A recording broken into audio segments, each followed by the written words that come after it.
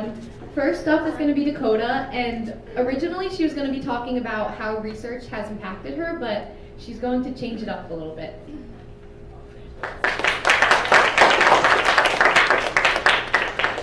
Okay, so originally when I started this, I had this one idea that I really wanted to talk about. But I was super nervous to talk about it, and I had Miss Clausen, and she was like super positive about it, and she's like, "You can do this, it's awesome." But then she had her baby, so then I was like, okay, maybe I'm not as confident as I thought. So I decided to switch over to research because I really love science research. I'm a huge science nerd for those of you who don't know me. And that was the easy route. So yesterday after everyone talked, I really felt emotional about it, and I was like, okay, I really want to take the harder route, and I want to do something that's going to help me feel more powerful and move on and to the next stages of my self-growth. So I remember when I was in 4th grade going to a basketball camp, and I was going to this basketball camp with my best friend, and I distinctly remember this one girl who wore long basketball shorts and really tall socks, and I thought she was the coolest girl I had ever seen. And instantly the next day, that night, I went home and stole a pair of my brother's basketball shorts to wear because I thought she was so cool, and I wanted to impress her. And my one friend was like, okay, why do you want to impress this girl? Because I was never the type of person that wanted to be popular, or the type of person that needed to have friends that were popular. I always liked people for who they were and if they made me happy. But for some reason, I had this need to impress this girl with these long shorts, and I just thought she was so cool. And then I kind of realized what was going on. This was my first girl crush. So I know what you're thinking, oh, is Dakota coming out as gay? But no, not exactly. Because my first crush was in kindergarten. I had a crush on a redheaded boy in my church class, and yes, I'm talking about Tucker.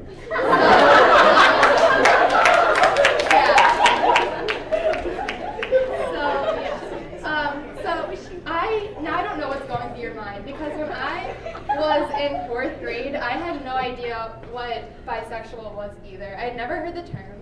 I had never watched a movie where the girl had 2 moms, or seen a cartoon where the cartoon had a girlfriend, or the girl had a girlfriend, or read a book where a boy was struggling with being bisexual. That wasn't a thing. I didn't know that girls could be attracted to boys and girls, or boys could be attracted to girls and both boys. I didn't know that was even a thing. So when we don't know what things are, or question stuff, we usually go to the internet. So for me, I went to the internet, and I instantly came across videos on YouTube by LGBT YouTubers, and I was like, wow, this is really cool. But there was never really any bisexual YouTubers, and I was like, okay, so I'm kind of weird, I'm not normal, there's something wrong with me. And then I came across this video of lesbians talk about bisexual women. And from that video, I learned 3 things. 1, bisexuals are always cheaters. 2, bisexuals are liars. And 3, bisexuals don't exist. And instantly, this really crushed me, because I thought there's something wrong with me. I'm not normal. The way I'm feeling is just lies to myself. There's something wrong with me. I'm not doing this right. And so this feeling of self-hate really continued throughout high school. And what made it worse was in 8th grade, I had an English teacher. She was an awesome English teacher. She just designed an 80s murder mystery dance for us. She was really cool. And one day she decided to talk about her brother, who was gay, and brought up bisexual somehow. And she decided to go on and tell us about how bisexual people are liars and cheaters, and reiterate the same ideas. If someone's bisexual, they're really just lying to themselves. They either want to be lesbian but are too scared, or they're just lying to the person they're dating and using them to just try stuff out. And this was someone that I respected and someone that I trusted, and she was telling me that how I was feeling wasn't real, that how I was feeling was a lie to myself, and that I was just making it up. So again, I just had that self-hate and doubting myself, my feelings, and I just was really angry about how I was feeling, and I projected this into relationships that I had with people. I would just stop talking to people because I felt like I didn't deserve to have someone to care about me in my life. And it was really unhealthy, and I hate that I acted like that because of those feelings. But then I started to tell people. The first person I told was my mom in 4th grade, we had this like little journal that we would write to each other in because of like other stuff. And I remember one day writing, hey mom, I think I like girls the same way I like boys. And like in that moment I was kind of like I kind of just dismissed it and like said like, oh, I was just joking, it's not like a thing. Then in 8th grade I came out to 2 of my best friends. We used to have sleepovers, and in the middle of the night when it's completely dark, we would tell each other like our deepest, darkest secrets. And from that I learned like you never really know what's going on in other people's lives, because there was like really hard things that came out. And so I came out to my 2 friends there, and they instantly accepted me and like made me feel normal. And on my path through high school, I've come out to a bunch of different people that I like knew would accept me just because they're in the LGBT community, people who I trusted as friends. And every single time I told someone, I felt this like freeness, this lightness, and I felt like a ton better every single time. That like self-hate, that self-doubt was instantly relieved when someone that I told me like, it's okay, it's normal, or like whatever, I don't even care, or like I knew you were gonna say that. Like every single time someone like said something like that to me, I instantly felt so much better. So from my story, I really hope that you guys can take it and like whatever you're going on through in your life, like you can do it. Like tell people what you're going through. Don't just keep it inside. Like if you're struggling with mental illness, if you're struggling with school or something that's really hard for you, like tell people that you care about. Like go out and try to get help, because I promise you, having people to talk about it with will make it better. And like take risks. Like I was really questioning doing this today because it's like really scary, but I feel a lot better now that I did, because like I just want to live my life being me, and like I'm kind of done being in the closet. Well, now I really am, but so I like do the things that make you happy. Like Chris, go and play field hockey, even though it's like a girl's sport, because it makes you happy. Like go get a job that you want to do, even if your parents don't want you, if it makes you happy. And I really hope like this speech helped anyone who is like struggling with something. So thank you.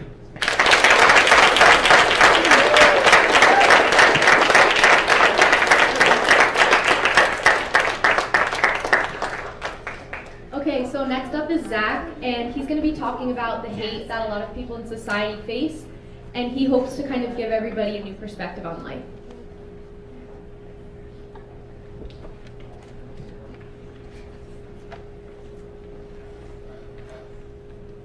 Hello, how is everyone today? Thank you. So today I want to touch base on the hate that is currently taking place in our environments, and how I strongly believe that hate in our communities is basically taught to us at a young age. So today I want to start off with a quote by Nelson Mandela that simply states that no one is born hating another person because of the color of his skin, or his background, or his religion. People must learn to hate, and if they can learn to hate, they can be taught to love. For love comes more naturally to the human heart than its opposite. The reason why I chose this quote out of the many that I came across is because I believe that this is a quote that everyone can relate to and apply to their everyday lives. It's a quote that I think that everyone should look at and be conscious of due to the amount of hate that we are currently facing in our society today. The story that I want to talk about is from my childhood, and at a young age I've always gotten along more with my mother than I had with my father. As I look at it, I've never been the person that my dad wanted me to be, or the son that he wanted me to be. What I mean by that is he always wanted me to be the son that would be more strong, masculine, or play sports, not be sensitive, and that wasn't who I was, and it made it really difficult for me to kind of fit in with other people and try to be the person that he wanted me to be. Due to this, we got into a lot of arguments, and we've never gotten along, and to this day we still have many arguments that usually last a long time, and they really never go away, and it's something that I usually get really hurt by due to the words that he calls me as useless, not good enough, why can't you do better, why are you like this, and it's just these little things that don't seem like much, but having to live my life daily hearing these things, it really impacts me in a negative way, and it makes me look at life in a negative perspective. But from these experiences, I've realized that I can't always be living in this negative mindset of someone telling me how to live my life or how they want me to be. I've come to the conclusion that the only way that I can progress positively and escape a negative environment is by embracing who I am and to always live my life in a positive point of view. Also, another story that I would like to share with you today is a story that basically takes place when I was at work, and I was having honestly a horrible day where I work at retail, dealing with customers who, honestly, it's the worst. And just dealing with customers who try to blame everything on you. And It's such a horrible environment to really be in, but I always try to keep a positive mindset when working because I realize that everyone's day is different from mine. I need to realize that I can't be putting hate onto other people because the only way that we can fight hate is not fighting hate, but fighting hate with love.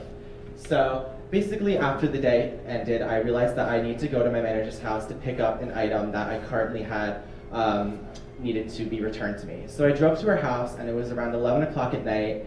And I get to the house to realize that she wasn't there, but rather her boyfriend was there. And I thought that this was just going to be a quick little trip of just me picking up an item and going home and then returning to my day, just probably going to bed, you know.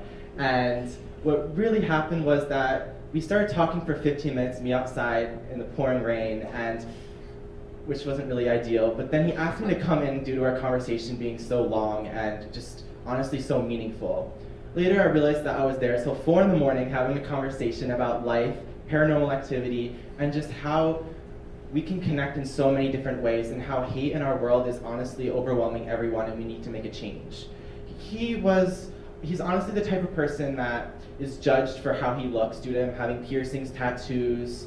The way he lives his life is different from other people and also from him being a drug addict in the past, which makes it extremely difficult for him to kind of connect with people. And this is my point that I want to make today, is that just because people are different and we have diversity in our communities, that gives us no right to judge people in negative ways and follow the negative stereotypes that society places on people. I believe that it is time to stand up for what is right and ignore the stereotypes that are placed on people and start accepting diversity in our communities and realizing that people are different and we should appreciate them for who they are.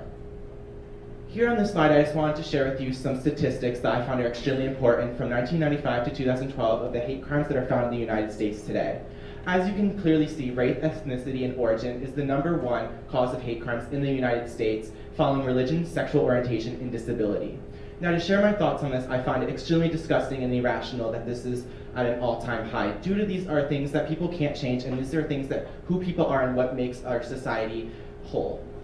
On this slide, I also have a chart that basically shows the LGBT community and the rates against persons and property due to harm against the anti-gay, anti-lesbian, anti-bisexual, anti-Jew, and anti-black communities. And as you can see, the anti-gay community is at an all-time high, which is against crimes against person and crimes against property, which I find extremely disgusting due to we need to accept people for who they are and stop trying to put these people down for just trying to embrace them for who they are. And then I have on these 2 slides, I want to just basically elaborate on just hate crimes that are currently taking place in America. And as you can see, the first case says a black man was arrested in North Carolina arson due to a white American threat case. The other article states that a Muslim woman was seriously injured in an alleged Islamophobic assault. Neighbor charged in armed assault of Muslim man. New York man punched on subway in alleged anti-gay assault. As you can all see that these hate crimes were all taking place recently, from March 27th all the way to April 4th of 2017. And why is it that we are hating on people and communities just because they're different or because they want to be who they are? I think that it is time for us to take a stand and appreciate people for who they are instead of putting others down for what they believe in. Lastly, I want to show a slide here that basically shows about vandal smashes a window of a New Jersey LGBT center here in New Jersey, which happened March 24th of 2017. And as you can see, this is happening here right now. And if we do not take a stand against this, the hate is only just going to continue and it's only going to get worse. As I previously said, I believe it is extremely important for us to fight hate, not with hate, but fight hate with love, which is the only way that we'll progress in a positive way. I would like to finish my speech off by giving you a website that you can go on. It's an article that updates daily of hate crimes that are currently going on in America, and I find it extremely vital for everyone to be conscious of to fully get a full glimpse of what is going on in the United States as well as around the world. Thank you so much.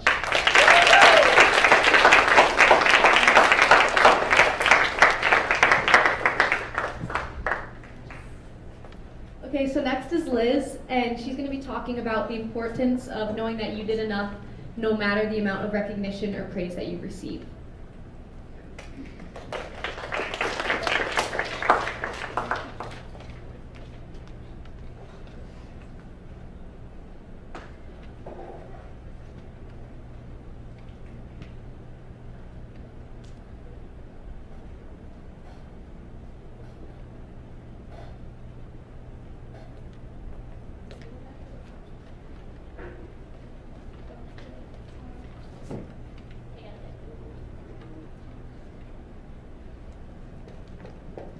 As some of you may know, I am currently a part of our school's technical crew for our spring musicals and our fall dramas.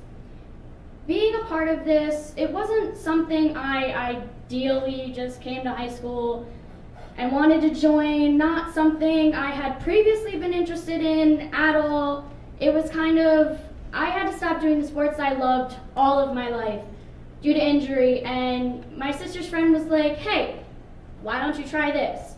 So we go through a lot as a technical crew as a whole, and I'm not only going to be focusing on that, but other aspects in life where the idea of the invisible supporting the visible happens in everyday life. Now, as I speak to you today, I want you to think of this question behind me. Have you ever put all of your heart, time, and effort into something and never get any type of recognition for doing so? Now, just by a raise of hands, how many of you know who this person is? None. His name is David Plouffe. He was Barack Obama's campaign manager for his whole presidency. He would not have won his presidency without this man campaigning for him, doing everything he ever did for Barack Obama his whole 2 terms. This leads me to my crew. My crew is my family. We have been through so much, and I've only been a part of it for 2 years.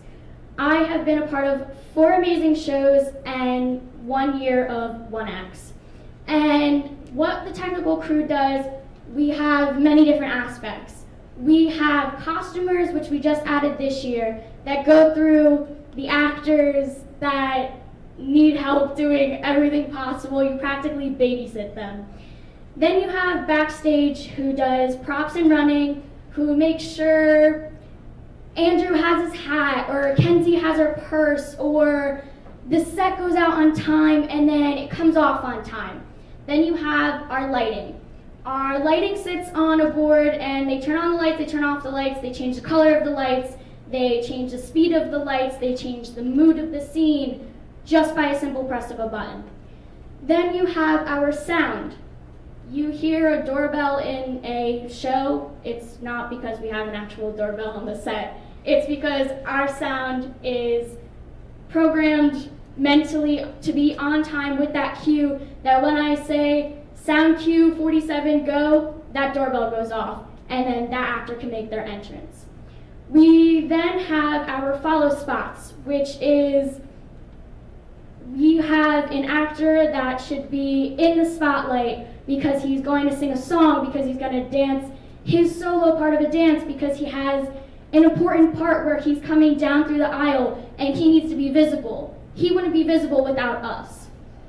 And then we also have our assistant stage managers and our stage manager, which the past 2 shows I have been gladly thankful enough to have been assistant stage manager, and this past show I actually got the opportunity to call everything to do with our last show, and I will hopefully be taking the role of stage manager next year, where everything will be under my control. Nothing goes unless I say so.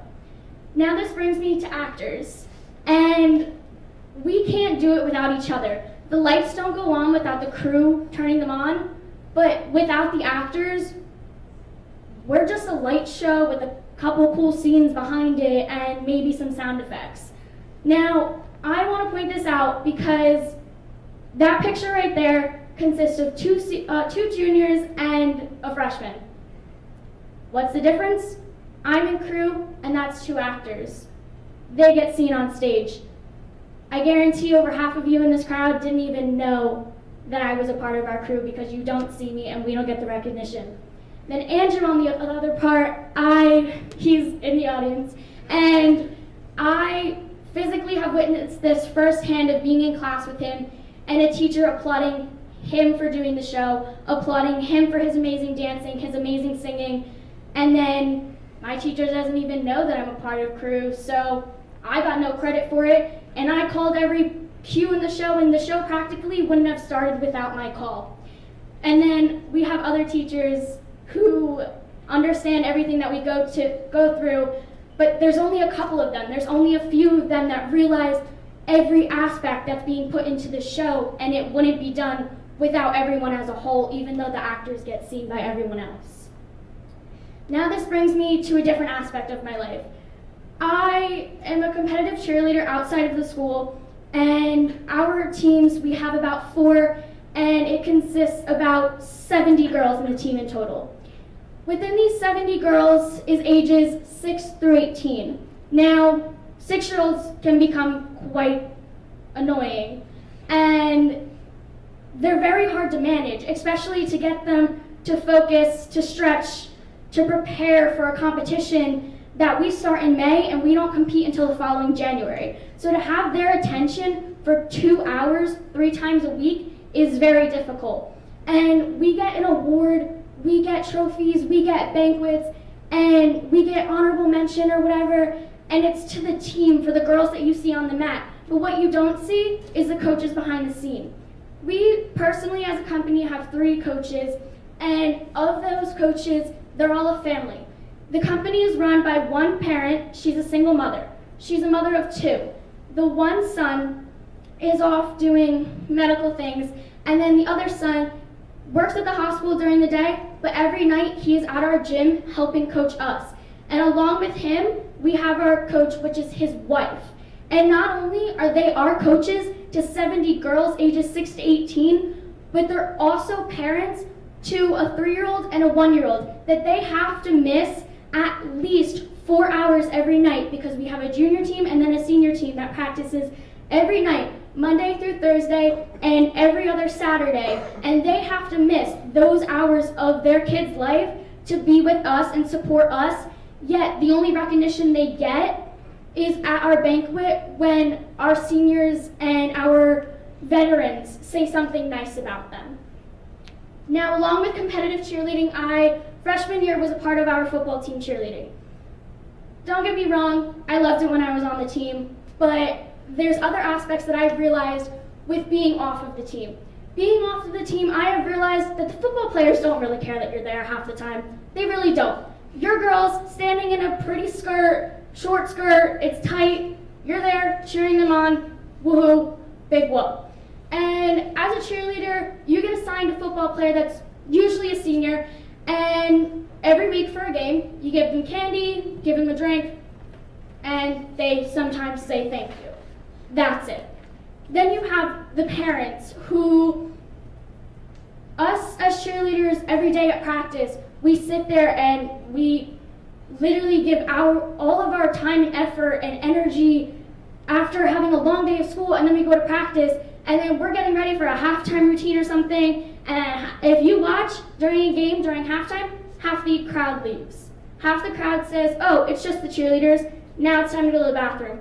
Oh, it's the cheerleaders, let's go to the concession stand before the boys come back. But truth is, we're there for them. We're there supporting them in rain, shine, snow, absolutely anything. Any weather condition, at any time. Now don't get me wrong, I love football players. Some of my closest friends have been them.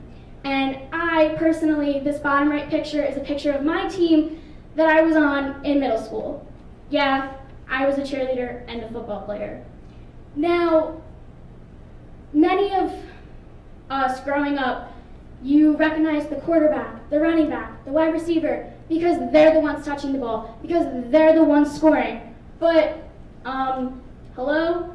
They wouldn't be scoring without the lineman blocking the other team. They wouldn't be getting anywhere. It would just be a game, not even a game. It'd be a whole bunch of guys, people really just tackling each other, getting nowhere, unless those linemen opened up a field for them and let them run through to score, and then it's a real game. Another aspect of my life, I've been a motocross racer since I was 3 years old. The picture on the top middle was actually my first race ever, and I was 3.5 years old. I raced until I was about 14, so I did it for 11 years.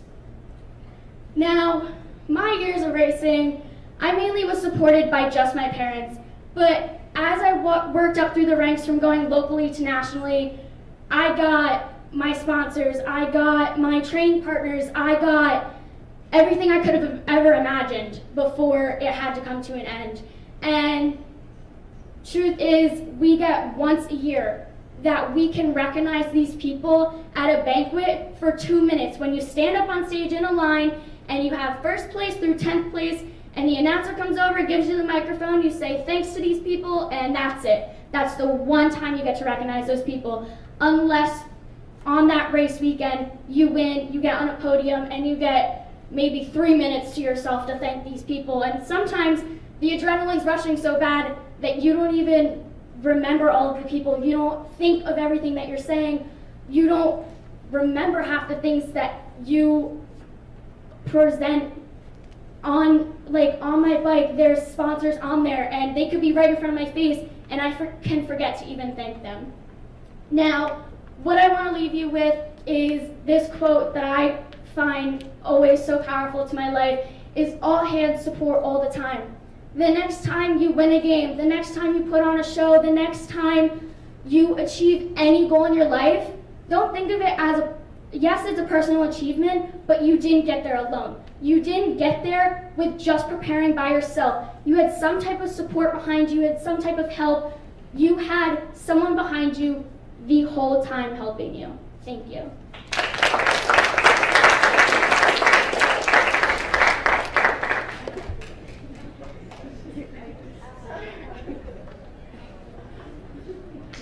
Okay, next we have Gabby, and she's going to be discussing how we consciously or unconsciously change our personality depending on who we are around.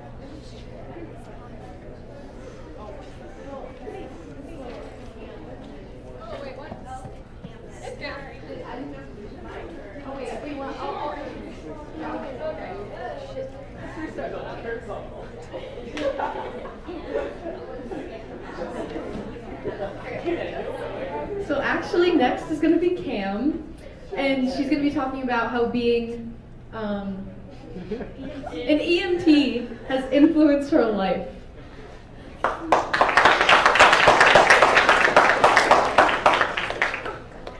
Hello.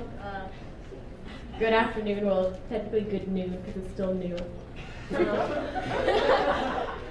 My name's Cam, and well, I'm a nuisance. I know what you're all thinking, like, she finally got it okay, like, she finally understands. But no, it's true. I'm either your nuisance, I'm your saint, I'm the person you want there, I'm the person you don't even want to see. You choose, I don't. Either way, I go. That's basically how my job is. As an EMT, I've been an EMT for about 1.5 years now, and as an EMT, I have learned so much throughout this year. I've done so many amazing things, learned so many different things about people and just how everyone reacts in different times, and coming to people in their worst moments, being there, being that helping hand, having that shoulder for people to cry on has completely changed my life. So I didn't just get into this randomly, like I was just driving down the road one day and saw an ambulance and bam, then it hit me. All my airbags deployed, I was rushed to the hospital, and I was in like the ICU for like 4 days. No, that did not happen, but it didn't just hit me like that. I didn't just dream about it and then one day want to do it. I just saw my siblings got involved in it. I'm with the One First Aid Squad, as you can all probably tell. I wear this shirt like a lot. It's my favorite one actually out of all 6. No, I'm kidding. I don't have a favorite one. It's obviously the one with the less holes in it because every uniform of mine has holes. How I got involved was that it was actually through High Point. They had a program, well, they didn't have a program, they kind of just introduced it, like for a career day kind of thing. And then my sister, she got involved with it, and I was like 12 at the time, 10, 12. So I was just a little girl watching my sister go to all these calls and like hear all the dispatches, hear her radio go off really loud and like scare everyone. And I don't know, I was just so intrigued. I was so amazed. And then it got my mom involved too, because of course like she wants to do everything with all her kids and everything and be the ones there to support us. And so then that just made me more and more interested, and then I finally decided to go ahead and join and do it. Now, it wasn't that easy. I had to do 4.5 months of training, and that I did not realize. Like, there was a memory block where I was like, are you sure you did this? Like, I was going to my older siblings, I was like, you went through all this stuff? Because that was a lot, and it was a lot of training, and it was a lot of hard work, but I learned so much. I learned that when you show up on a scene, and you're either there for some person who is highly intoxicated, and they just want to go home themselves, so when you show up and you have to take them to the hospital, and they're mad at you, and you're just there and you're just the one to help. And if you ever get that one person and they're just having a really bad day and they're just having the worst time, and then you come there and you just make them smile. You just make them stop crying. You just dry up their tears. There's something about that that just makes me so happy. And I found it. I found my happiness, and that is making everyone else happy. And I couldn't be more thrilled that I actually did that. And I don't even know what I'm doing in my later years, like coming this August. Like, I have no idea. But it has brought me so many experiences. I've met so many people. I've actually thought about going into the medical field. And what I'm saying is that when you might be like a little girl, a little boy one day, and you might see something, and you just may be like, oh, that looks so interesting. But they also look tired, and they work really long shifts until like really late at night. I don't want to do that. Well, why not? Go for it. This is going to sound corny, but you only live once. So why not give it a shot? Why not just throw in a 12-hour day, then have to get up for school the next morning, no problem like that. You only live once. You're only going to do it once. If you don't like it, then don't put yourself through it. You want to go into the medical field, whatever it is, medical, engineering. You want to be a sport. You want to try a new sport. Maybe you're bad at it. Okay, well, if you have fun, you do it. That's what I'm saying here. Like, the end of my day, I could be completely tired and done, but then I'd get that one last patient of the day, and they could be just having a worse day, worse than I do. And I'm that kind of person that if one thing bad happens to me, I'm always like, oh my God, here we go again. My world, it's on fire. Like, this is it. I'm just done right now. Like, I don't even know what I'm doing here. I'm just having a horrible day. Like, it's been awful. Then I meet that one person, and they have it so much worse than I do.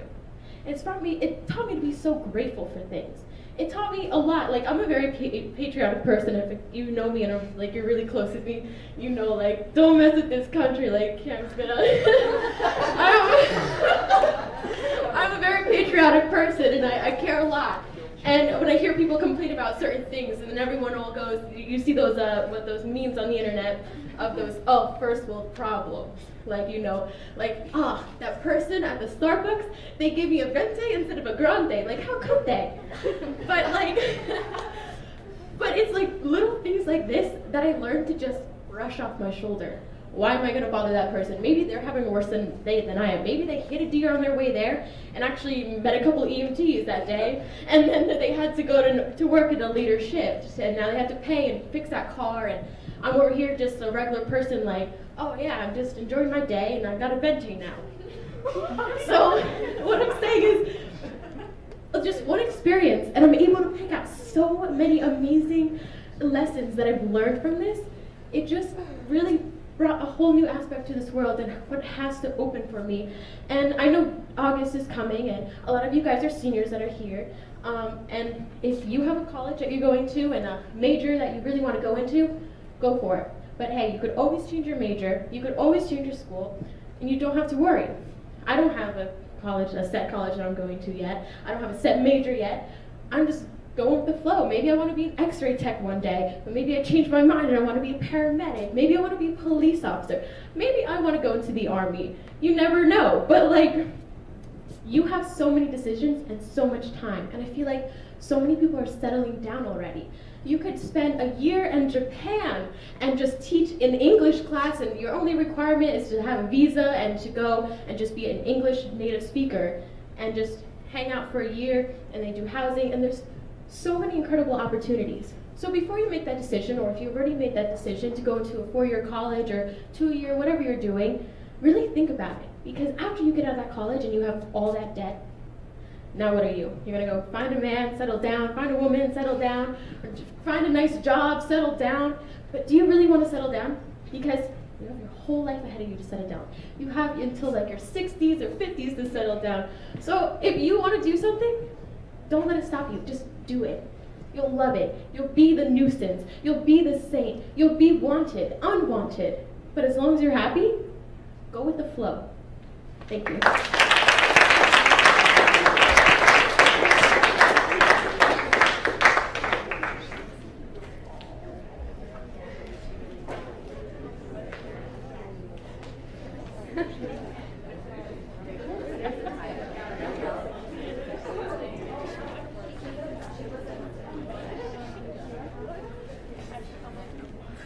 Okay, so next is Gabby, and she's going to be talking about how you can consciously and unconsciously change your personality depending on the people you're around.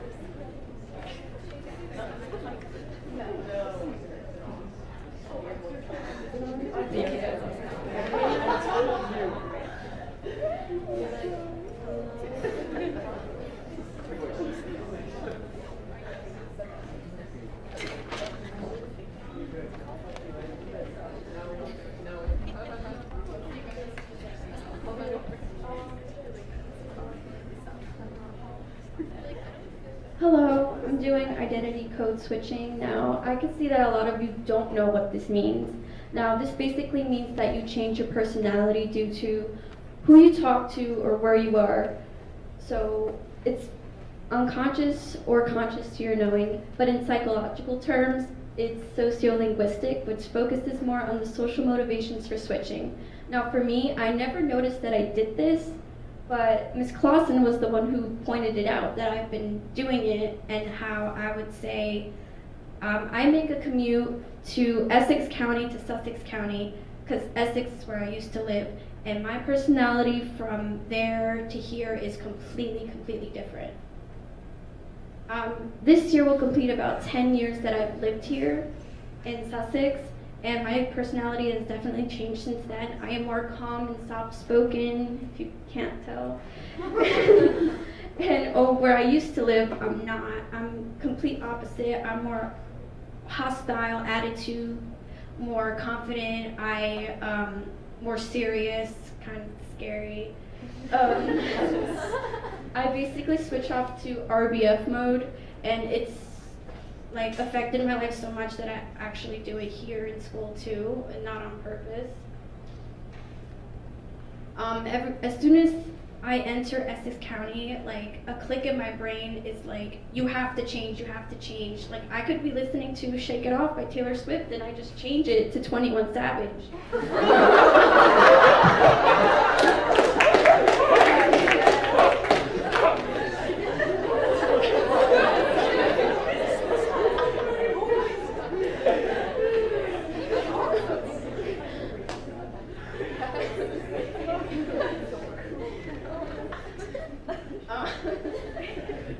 Or I would have a cute sweater like that one, and I would just take it off and be like, showing more is better. I feel more confident.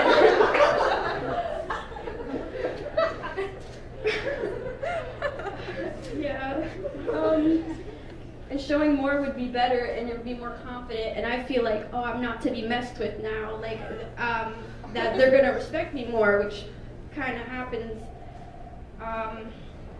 There's a lot of, like, I would be asking for Dunkin' Donuts over there, and I wouldn't be more polite, I would be more serious, like, yes, I want this coffee, but here, I'm more like polite, like, oh, hi, how are you? But,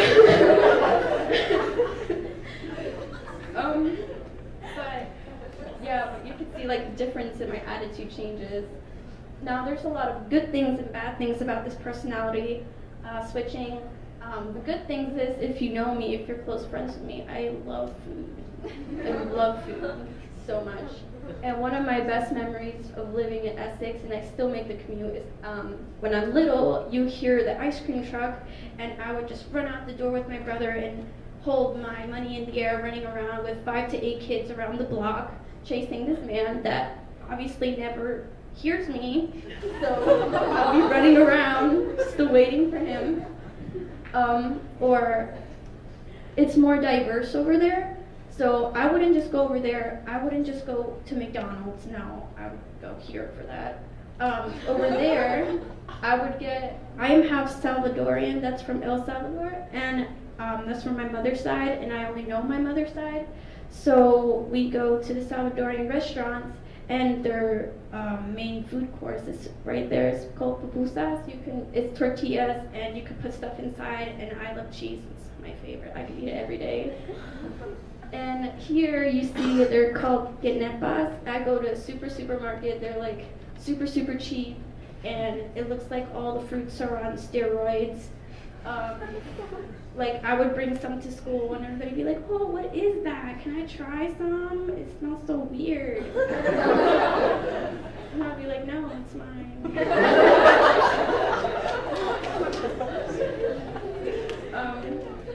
Yeah, those are the good parts about my personality. Like, and I actually speak more Spanish when I'm over there because it is more diverse, and because I'm forced to. I have a quote from Jay-Z. It's called, "Identity is a prison you can never escape, but the way to redeem your past is not to run from it, but to try to understand it and use it as a foundation to grow." So this quote is basically how I feel that I've used this foundation to grow since I've been living here, that this year will be 10 years. And I'm happy that I made the friends I made these times I was here. And yeah, I feel that that if I would have lived over there, I'm pretty sure I would have went with the crowd, probably be in a gang or something. I don't know. But I'm happy who I am now, and my learning from my past experiences and gaining from it every time I commute makes me the person I am today. So thanks.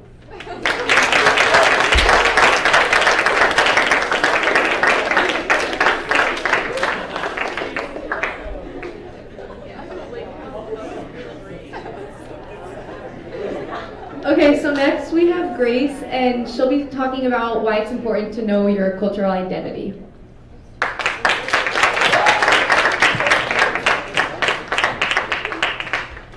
Okay, so take 2 then from Monday. A little bit will be a bit of repetition from Monday, but I'll start over.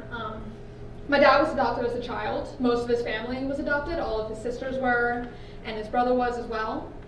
And so therefore I don't know who my genetic grandparents are, but luckily through the papers that the grandparents who did adopt my dad, they got papers saying that his mother was full-blooded Irish and that his supposed father was full-blooded Filipino and that his original last name was O'Connor.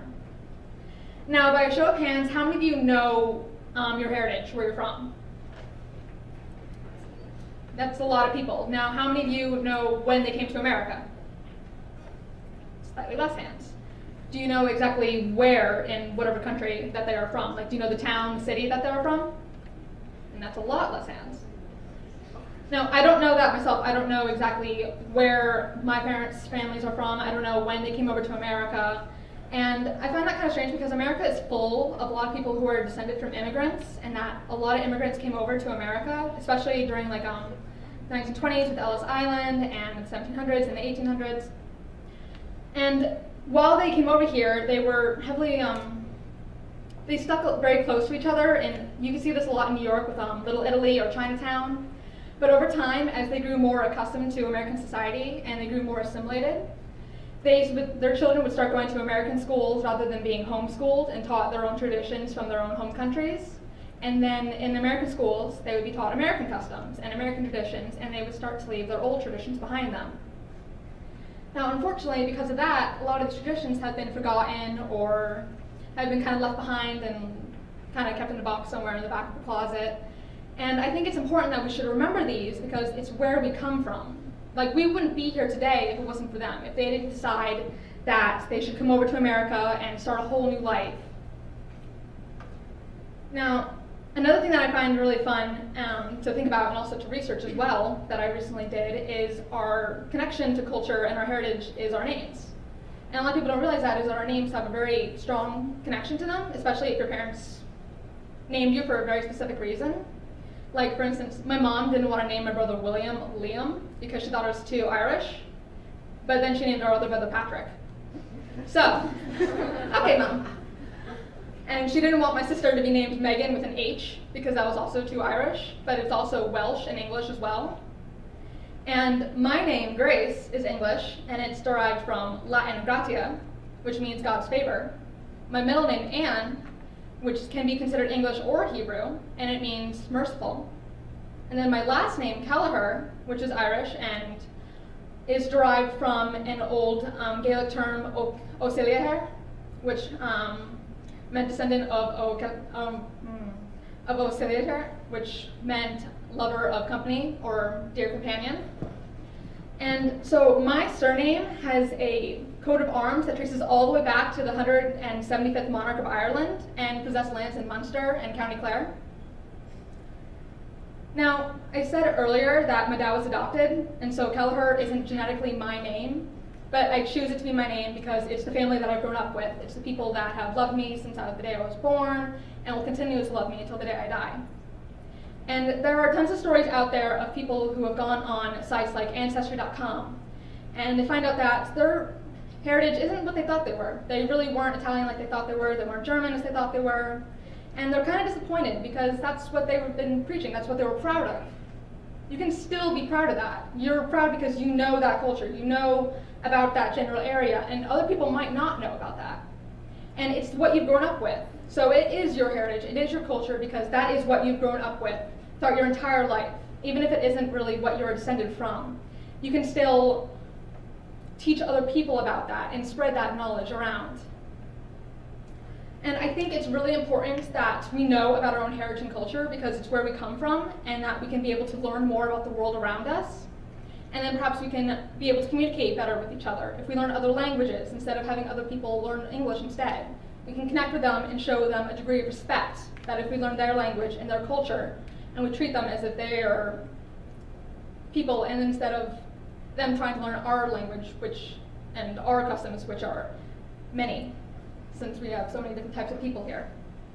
And furthermore, I think that we should learn about different cultures and different customs because then it can inspire other types of cooperation between different people in different countries. And then perhaps then for the future we can all cooperate. Bit of a childish dream, perhaps, to cooperation, but I think it's a good hope to have. Thank you.